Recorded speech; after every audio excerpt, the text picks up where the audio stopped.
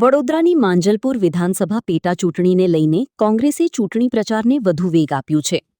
કોંગ્રેસના ઉમેદવાર ભીખાભાઈ રબારીના સમર્થનમાં માંજલપુર ગામ ખાતે વડગામના ધારાસભ્ય જિગ્નેશ મેવાણીની ઉપસ્થિતિમાં વિજય વિશ્વાસ સંકલ્પ સભાનું આયોજન કરવામાં આવ્યું હતું, જેમાં કોંગ્રેસના આગેવાનો, કાર્યકરો અને મોટી સંખ્યામાં સ્થાનિક નાગરિકો ઉપસ્થિત રહ્યા હતા. વડોદરાની માંજલપુર વિધાનસભા પેટા ચૂંટણીને લઈને કોંગ્રેસ ઉમેદવાર ભીખાભાઈ રબારીના સમર્થનમાં માંજલપુર ગામની પટેલવાડી ખાતે વિજય વિશ્વાસ સંકલ્પ સભાનું આયોજન કરવામાં આવ્યું હતું. આ સભામાં વડગામના ધારાસભ્ય જિગ્નેશ મેવાણી મુખ્ય વક્તા તરીકે ઉપસ્થિત રહ્યા હતા. જિગ્નેશ મેવાણી સભા સ્થળે પહોંચતા કોંગ્રેસના આગેવાનો અને કાર્યકરોએ તેમનું ઉષ્માભર્યું સ્વાગત કર્યું હતું.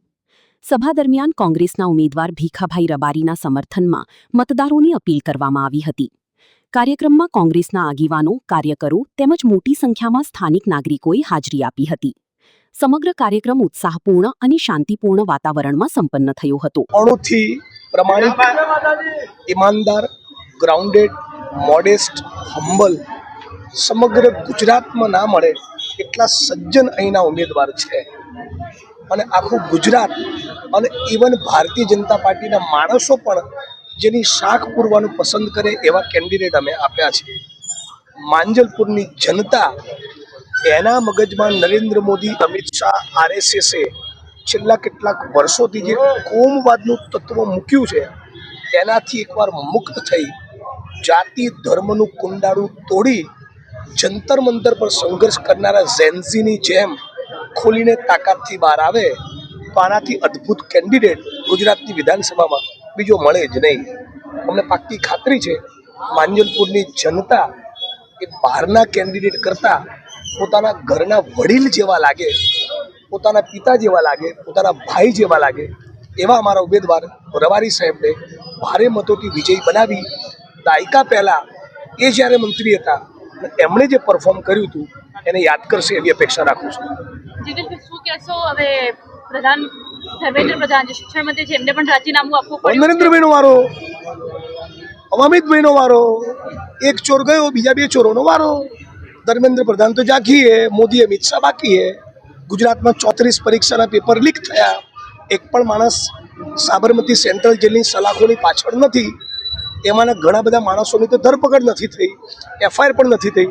અને રાહુલજીએ કીધું એ પ્રમાણે કે આ ઝેન્ઝી સ્ટુડન્ટના જીવન સાથે જોડાયેલો બહુ વ્યાપક પ્રશ્ન છે. એટલે ધર્મેન્દ્ર પ્રધાનનું રાજીનામું એટલું નહીં, અમિત શાહ જેણે દીકરીઓને, વિદ્યાર્થીઓને ઝેન્ઝીસને આટલા બધા મરાવડાયા એનું રાજીનામું થવું જોઈએ.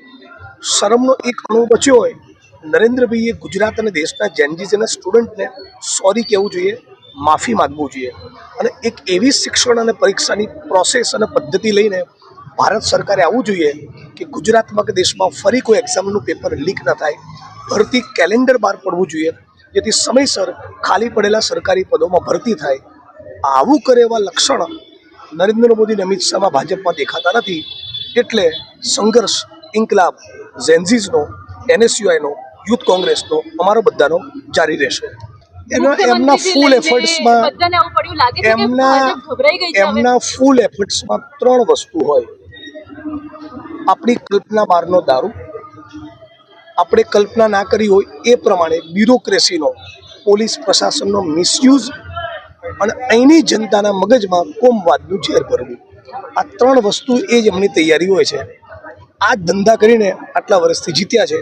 એ અમારી રાજનીતિ, એ અમારા સંસ્કાર નથી. અમે નહીં કરીએ. અમે એક અદ્ભુત સજ્જન ઉમેદવાર આપ્યા છે જેમણે મંત્રી તરીકે ખૂબ ડિલિવર અને પરફોર્મ કરેલું છે. અમે માંજલપુરની જનતા પર છોડીએ છીએ. અમને ભરોસો છે અમારું પરફોર્મન્સ ખૂબ સારું રહેશે. પણ આ વખતે ભાજપ ડરી ગઈ છે એવું લાગે છે. મુખ્યમંત્રીથી લઈને CR પાટીલને પણ આવું પડ્યું છે પ્રચાર કરવા. મોદી જ ફટ્ટું છે ને, એ જ ડરેલો માણસ છે ને.